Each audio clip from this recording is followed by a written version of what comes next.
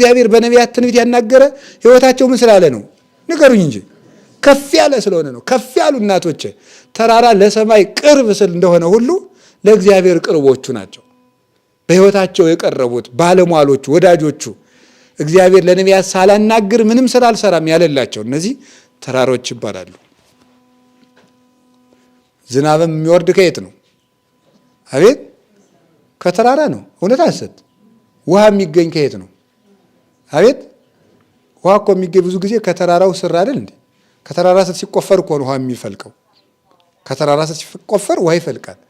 ዘይሰቅዮሙ ለአድባር ውሳጤያቲሆሙ አይደል ያለ ተራሮችን ውስጣቸውን በውሃ የሚያጠጣቸው እሱ ነው ተብሏል። ትንቢተ ኢዩኤል ምዕራፍ 3 ቁጥር 18 ላይ ምንድን ነው? ማር ያንጸፈጽፍ እማድባር ሐሊብ ይውህዝ እማውግር ወማይ እምቤተ እግዚአብሔር። ከተራሮች ማር ይፈልቃል፣ ከኮረብቶች ምንድን ነው የሚለው? ወተት ይፈልቃል፣ ከእግዚአብሔር ቤት ደግሞ ውሃ ይፈልቃል ነው ያለው። ተራሮችና ኮረብቶች ማር ይፈልቅባቸዋል ሲል ለሰሙ ምን ማለቱ ነው ይመስላችኋል? ለሰሙ ምንድን ነው? ሰሙ ምንድን ነው? ተራራና ምን አለው? ጫካ አለው አይደለም? ጫካ ደግሞ ምን ይለቀምበታል? አበባ አለው። እዚያ ንቦች ምን ያደርጋሉ? ይቀስሙና ማር ይሰሩበታል። ከተራራ ማር ይፈልቃል። ወተት ይፈልቃል ሲል ደግሞ ከብቶች የሚመገቡት ሳሩ ተክሉ እዚያ ውስጥ ይገኛል። ያን ተመገቡ ወተት ይፈልቁታል፣ ያዘንቡታል ማለት። ምስጢሩ ግን ኦሪት ሕግ ማር የተባለች ኦሪት ናት። ሕግ ሐዲስ ወንጌል ከተራሮች ከሐዋርያትና ከነቢያት አንደበት ይፈልቃል። ሕይወታቸው ከፍ ካለው ማለት ነው። የእነዚህ መገኛዎች ናቸው። ውሃ የተባለች ቤተ እግዚአብሔር ውሃ ያፈለቀችው ቤተ እግዚአብሔር የተባለች ግን ማርያም ኢቲ ውሃ ቤት እሷ ከእሷ የፈለቀው ውሃ ክርስቶስ ነው። ስለዚህ ከተራራ ማር ይፈልቃል፣ ከተራራ ወተት ይፈልቃል፣ ከተራራ ውሃ ይፈልቃል። ቃለ እግዚአብሔርን የሚያፈልቁ ስለሆኑ እነዚህ ነቢያት ተራሮች ናቸው። ፌቆና ዋሊያ ከተራራው መር እያለ መጥቶ እየዘለለ መጥቶ እባቡን ንጥቅ እንደሚያደርገው ጌታችን ኢየሱስ ክርስቶስ በነቢያት ትከሻ እየተነገረ መጥቶ እባቡን ያስጨነቀንን ዲያብሎስ ዘንዶውን በመስቀሉ ቀጥቅጦ አናቱን ብሎ በቀራንዮ ፈጥፍጦ ጣለልን። በነቢያት ትከሻ መጥቶ በምን መጥቶ ነው ያልኩት? ንገሩኝ። በነቢያት ትከሻ ነው። ውሃው ከዚያ ይገኛል። ማሩ ከዚያ ይገኛል። እንጨቱ ከዚያ ይገኛል። ጥሩ ነፋስ ከዚያ ይገኛል። ስለዚህ ምን አለ? ፀሐይ መጀመሪያ በፀሐይ ላይ በተራራው ጫፍ ላይ አርፋ ነው ወደኛ የምትመጣ። እግዚአብሔር በረከቱን በነቢያት አሳድሮ ከዚያ በኋላ ለእኛ በስጋ ተገልጦ ሰጠን። ይህን ነው ሰሎሞን መጽሐፈ ምሳሌ ምዕራፍ 10 ላይ በረከት እግዚአብሔር ላይ ለርዕሰ ጻድቃን። የእግዚአብሔር በረከት ይውላችሁ የፀሐይ ሙቀት በተራራው ራስ ላይ እንደሆነ ሁሉ የእግዚአብሔር በረከቱ በጻድቃን ራስ ላይ ነው። በእነሱ ራስ ላይ ነው የመጣው። ከዚያ ነው ጸሎት ጾመ ነቢያትን የምንጾመው ለዚህ ነው ማለት ያችሁ። እግዚአብሔር በማን በተራሮች እየዘለለ መጣ አላላችሁ?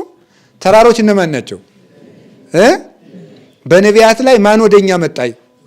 ክርስቶስ ወደኛ የመጣ በእነሱ ላይ እየሮጠ ስለሆነ የእነሱን ጾም እንጾማለን ማለት ነው። ወደኛ ሲሮጥ እንድናገኘው እኮ ነው። ወደኛ ሲፈጥን እንድንገናኝ ነው ጾመ ነቢያትን የምንጾመው ማለት ነው።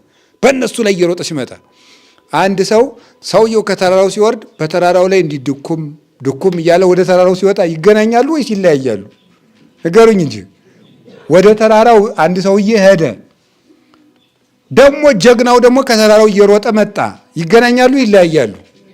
እኛ ጾመ ነቢያትን ስንጾም 40ው ጾም የማን ነው? የሙሴ አይደለም? 40 ቀን ስንጾም እኮ ከሙሴ ጋር ወደ ደብረ ኮሬብ አብረን እየወጣን እኮ ነው። አብረን ይሄድን። እግዚአብሔር ወደ ተራራው ወደ ሙሴ ሲመጣ እኛ ከሙሴ ጋር ስንጾም ያገኘናል አያገኘንም? ንገሩኝ እንጂ። ትልቁ ተራራ ማን ነው? ኤልያስ ነዋ፣ እንደ እሳት የሚናደደው ኤልያስ 40ውን ቀን ሲጾም አንድ ቀን በበላው 40 ቀን መንገድ ሲሄድ እሱ ወደ እግዚአብሔር ሲሄድ እግዚአብሔር በኤልያስ ትከሻ እየፈጠነ ሲመጣ እኛ የኤልያስን ጾም አብረነው ስንጾም እግዚአብሔር እናገኘዋለን አናገኘውም? ንገሩኝ እንጂ። እናገኘዋለን እንጂ በደንብ ነው የምናገኘው። እዝራ 40 ቀን ሲጾም መጻሕፍቱ ሲገለጡለት 40 ቀን ወድቆ ጾሞ የጠፉትን የተቃጠሉትን መጻሕፍት ግለጽልኝ ብሎ ሲጾም 40 ቀን ሲጾም እኛም የዕዝራን ጾም አብረነው ስንጾም እግዚአብሔር ወደ ዕዝራ እየሮጠ ሲመጣ እየፈጠነ እኛም ዕዝራ ጋር አብረን ወደ እግዚአብሔር ስንሮጥ እግዚአብሔር ላናገኘው እናገኘዋለን። ይሄ ጾም ትልቅ ነው ማምላክ። ይሄ ጾም ትልቅ ነው። ጾመ ነቢያት በጣም ትልቅ ነው። እግዚአብሔር እየሮጠ የመጣበት ትልቅ ነገር እኮ ነው። እንኳን አደረሳችሁ። እውነቴን ነው። ይሄ ጾም ትልቅ ነው። መድኃኔዓለም ትልቅ ነገር ያሳየን ስንጨርስ በጣም ትልቅ ጾም ነው። ትልቅ ጾም ነው። እግዚአብሔር እየፈጠነ የመጣበት ወደ ሙሴ እየሮጠ ሙሴ ተራራው ላይ ሩጥ ብሎ ሲመጣ እግዚአብሔር ከች ደህና ነው ሙሴ እንዴት ነህ? እንዴት ሰነበትክ? ህዝቡ በጥብጠውህ ነው 10ን ሕግ እንካ ይህን ንገራቸው። እነሱን ደግሞ በደመናና በነፋስ አስፈራራቸዋለሁ። በነፋስ አስፈራርቱ ዝም በሉ ብሉ። እግዚአብሔር እኮ ነፋስ ብቻ ቢያመጣ ጭጭ አረግናል እኮ። ነፋስ ብቻ አምጥቶ እስራኤልን ጭጭ አረጋቸው። እናቴ እንደው ደመናይቱ ዝም ብሎ ጠቀስ ሲያረጋ ዝም ያረጋል እሱ። አሁንም ጠቀስ አድርጎ እንደው ዝም ያርገው የሚለውን ማለት ነው። ይኸው እንደዚያ ነው። ለሙሴ የታየ አምላክ ለእኛም ይታየን። ለዳንኤል የታየው አምላክ ለእኛም ይታየን። አዎ የዳንኤል አምላክ ለዳንኤል ተገልጦ ዳኝነትን ዳንኤል ጥሬ እየበላ ነው የጾመ። እኛስ ባይሆን እንጀራ እየበላ ነው። ዳንኤል ጥሬ እየበላ ጾመ። እግዚአብሔር ወደሱ መጣ። የ70ውን ዘመን ሱባኤ ነገረው። አዎ እግዚአብሔር ወልድ በዳንኤል ትከሻ ነው እየዘለለ የመጣው። አይዞ 70 ክራማተ አድሞሙ ለሕዝብከ ለወገኖችህ 70 ዘመን ቅጠራቸው አለው። 70 ሱባኤ ማለት 70ን በ7 ስትቀጥሩት 490 ዓመት ቀርቷል ብሎ ይሄን ነገረው። በዳንኤል ትከሻ መጣ። ለዳንኤል ምሕረቱ መቅረቡን ይነግረዋል። ያ ድንጋይ እኮ ነው ዘውቱብን ያ ከተራራው ከረጅሙ ተራራ የተፈነቀለው ያ ድንጋይ ለዳንኤል ምሕረቱ መቅረቡን ይነግረዋል። የናቡከደነጾርን ምስል ደግሞ ይቀጠቅጣል። ክርስቶስ በተራሮች ራስ ላይ እየዘለለ የመጣ የሕይወት ድንጋይ ነው። እስቲ በሉ ክርስቶስ በሉ። በተራሮች ራስ ላይ እየዘለለ የመጣ የሕይወት ድንጋይ ነው በሉ። የምን ድንጋይ ነው? የሕይወት ድንጋይ ነው። የሕይወት ድንጋይ ነው። ምን ያደርጋል? ምስሉን ያደቃል በሉ። ያ ድንጋይ ዲያብሎስንና የክርስቶስን ጠላቶች ያ ድንጋይ ክርስቶስ በሞቱ ይቀጠቅጣቸዋል። ምስሉን ያደቃል ያ ድንጋይ። ለእኛሳ ደግሞ መሰረት ይሆንናል። ሁሉም ይከተላቸው ከነበረው ከአለቱ ጠጡ አይደለ? የአለት ደግሞ ማን ነው ያለ ቅዱስ ጳውሎስ አንደኛ ቆሮንቶስ ምዕራፍ 10 ላይ ወኮኩሰ ክርስቶስ ውእቱ ነው። የአለት ክርስቶስ ነው። ለእኛ የቆምንበት የሕይወት ድንጋይ ነው። ለእኛ ቤተ ክርስቲያን የቆመችበት ድንጋይ ነው። ለዲያብሎስ ደግሞ የሚቀጠቅጠው ድንጋይ ነው። እኛ ቤተ ክርስቲያንን ለሚገፏት፣ ክርስቲያኖችን ለሚያርዱ፣ ምሕረት ለሌላቸው፣ ቤተ ክርስቲያንን ለሚያቃጥሉ፣ የክርስቶስን ቤተሰቦች ወገኖች ምዕመናን ካዋሉበት አላውል ካደሩበት አላሳድር ለሚሉ የምንወረውረው ሌላ ድንጋይ የለንም። ከላይ ወርዶ የሚቀጠቅጥልን ድንጋይ ግን አለ። ያ ድንጋይ ማን ነው? ክርስቶስ ነው። ወርዶ የሚቀጠቅጥልን ድንጋይ መድኃኔዓለም ነው። እኛ ሌላ ድንጋይ የለንም። የእሱን ስም እንጠራለን። የእሱ ስም ግን ተወርውሮ ሳይቀጠቅጥ አይመለስም። ዲዮቅልጥያኖስን ቀጥቅጧል። ግራኝ መሐመድን ቀጥቅጧል። ዮዲትም በነፋስ አውታር ነው ተጃጅ ላይ ሞተችው። ቀጥቅጧታል። የክርስቶስ ስም ወደ ክርስቶስ ድንጋይ የሚወረውሩ እጆች ሁሉ በዚያ ድንጋይ ይቀጠቀጣሉ። ለተከተሉት ደግሞ ሕይወትን ያጠጣቸዋል። ሕይወትን ያጠጣቸዋል። የተጠማ ሁሉ ወደ እኔ ይምጣ የሚል የሕይወት ድንጋይ ነው ጌታ። ቢቆሙበት የማይናወጥ ድንጋይ ዳዊት የዘመረለት ያ ድንጋይ ነው። አውፃኒ እማዘቅተ ሕርትምና ወምጽሙር አመአም ወአቀሞን ለእገሬ ውስተ ኮኩ ለእገሬ ወደ ስብሐተ ሐዲሰ ውስተ አፉየ ብሎ የዘመረለት እግሮችን ከረግረግ አውጥቶ በአለት ላይ ያቆማቸው አለ። ያ አለት ክርስቶስ ነው፣ የቆምንበት አለት። ቤተክርስቲያናችን ከክርስቶስ ላይ ቁማለችና አትጠፋ። ምን ጠፋ ግን እንኖራለን። እግዚአብሔር አያጥፋን። አሁንም ቢሆን እኛ ወደ ዓለም የምንወረውረው ድንጋይ የለንም። የመድኃኔዓለም ስም ብቻ ነው። ይሄ ስም ግን ይሰብራል፣ ይቀጠቅጣል። አይሁድም አልዘለቁት። እኛ ነግረናቸዋል። እውነቴን ነው ማምላክን።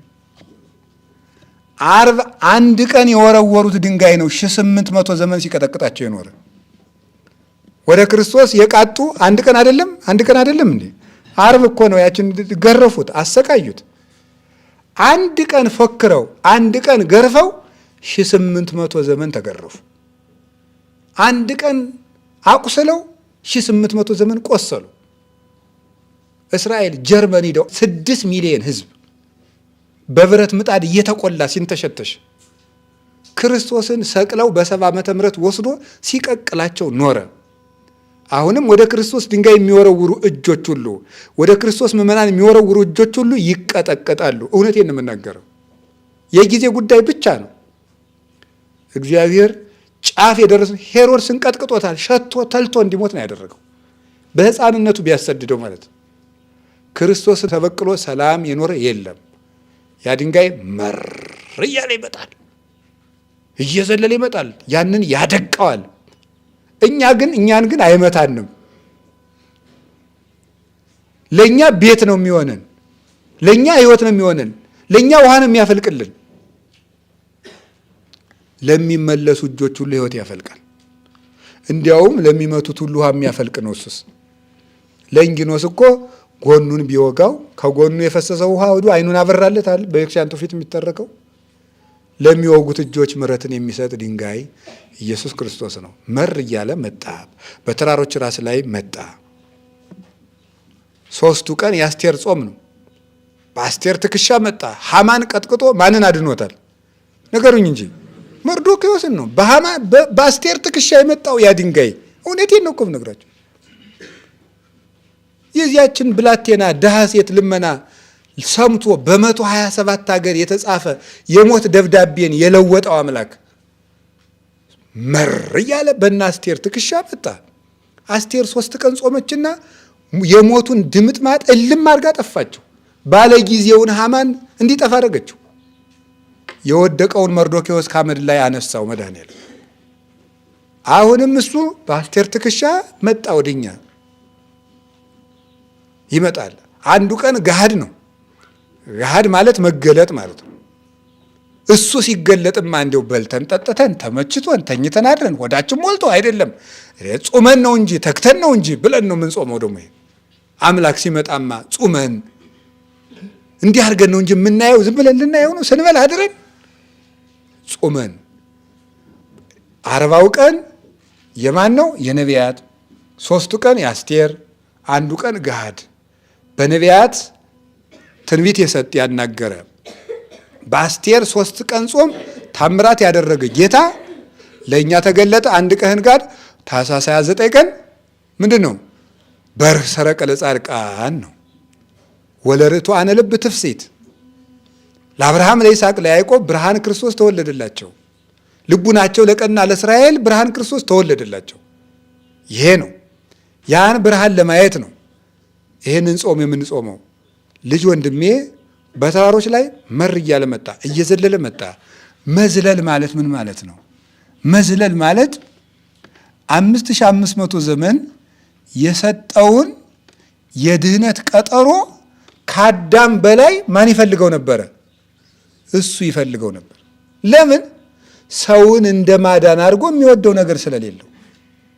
መር እያለ እየሮጠ እኮ የሚመጣ እኮ የቸኮለ ሰው ነው። አያችሁ ምን ማለት ነው? በተራሮች ላይ እየዘለለ መጣ ማለት በነቢያት ትከሻ ሲመጣ እኛን ለማዳን እየቸኮለ መጣ ማለት ነው።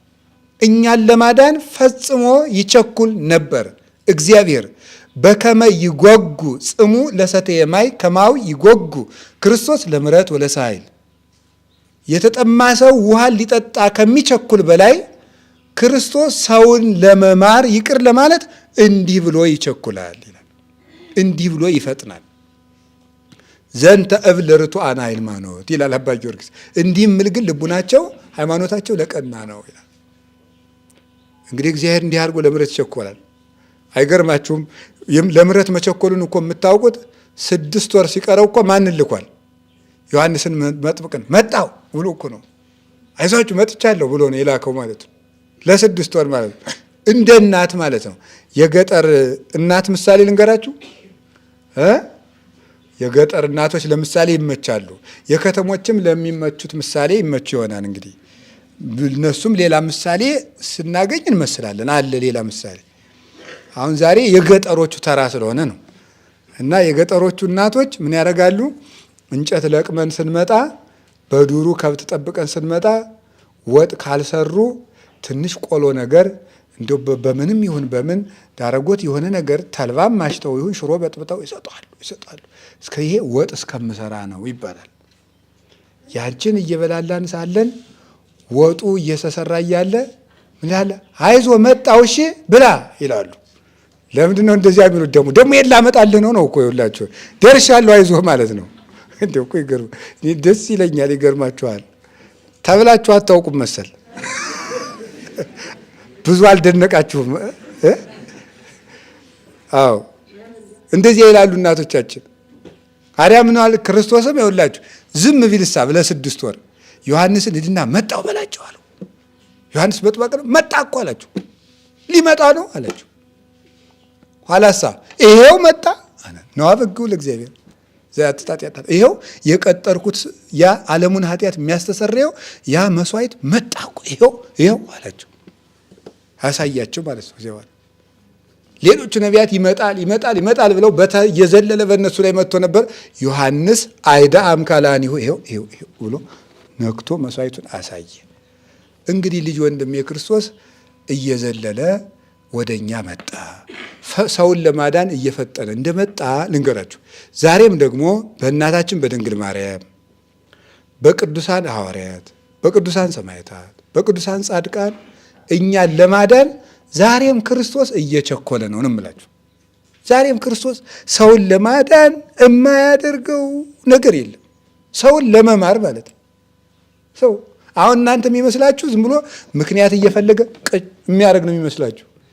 እንደዚህ አይደለም። እግዚአብሔር ቆይ እስቲ እንዲሁ አሁን ዛሬ ቀኑን ሙሉ ዛሬ ማነው እሑድ፣ ቀኑን ሙሉ የሆነ ነገር ሳበላሽ ከዋልኩ ይሄ የተበላሸ ሰውዬ እንደው አይደለም ያን ሳይሆን የሚያየው ቆይ ዛሬ ከዋለው ውሎ ምን ጥሩ ነገር አለው የሚይዝለት ነው የሚል ጥሩ ነገር ነው የሚፈልግ ማለት ነው። ፍለጋ አንዲት ባገኝ ብሎ ማለት ነው። እስከ ቀዝቀዛ ውሃ ድረስ አይደል ያለ እስከ ቀዝቃዛ ውሃ ድረስ ሰውን ለማዳን የሚቸኩል ፈጣን አምላክ ነው። አምላክ ለምሕረት ይፈጥናል። እናንተም ለመታረቅ ፍጠኑ፣ እኛም ለመታረቅ እንፍጠን። እሱ ሊታረቀን እየቸኮለ እኛ ግን እንዳይምረን ነው የምንሆነው። እንግዲህ እስራኤልን ከባቢሎን ለማውጣት ቸኩሎ የመጣ አምላክ፣ አዳምን ለማዳን ቸኩሎ የመጣ አምላክ። አዎ ታውቃላችሁ። አዎ መስቀል ላይ ሆኖ ጸማይኩ ብሎ ነበር አይደል? በለታር ተጠማሁ ብሏል አይደል? የጠማው ውሃ መሰላችሁ? የአዳም መውጣት እኮ ነው የጠማው። አዳምን የአዳም ከሲኦል መውጣት እንደ ውሃ ጠማኝ ማለት እኮ ነው። የእናንተ ራሱ መዳን እንደ ውሃ ጠማኝ። እነሱ በጦር እየወጉት የእናንተ መዳን እንደ ውሃ ጠማኝ አላቸው። እንደዚህ ነው የሰው መዳን። ክርስቶስ እንደ ውሃ ይጠማዋል። ሰውን ለመማር እንዲህ አድርጎ ነው የሚፈልገው። እግዚአብሔር በዚህ መጠን ይፈልገናል። እኛም ለፈለገን አምላክ አቤት ብለን እንድንድን እግዚአብሔር ይርዳል። እንግዲህ አዳምን ለማዳን እየፈጠነ የመጣ አምላክ እኛንም ሀገራችንም ቤተክርስቲያናችንም ፈጥኖ ያድነን። ጾመን ብርሃነ ልደቱን ለማየት ያብቃን። ያስተማረን አምላክ ክብር ምስጋና ይግባው። ልጅ ወንድሜ እየዘለለ በተራሮች ላይ መጣ። ቃል ወልድ ሆይ መጻ እንዘ ይቀንጽ ማእከለ አድባር ወያንበሰብስ በዲበ አውግር። ኮረብቶች ደቂቅ ነቢያት ናቸው። እግዚአብሔር የተመሰገነ ይሁን። ይቆየን። ወስብሐት ለእግዚአብሔር።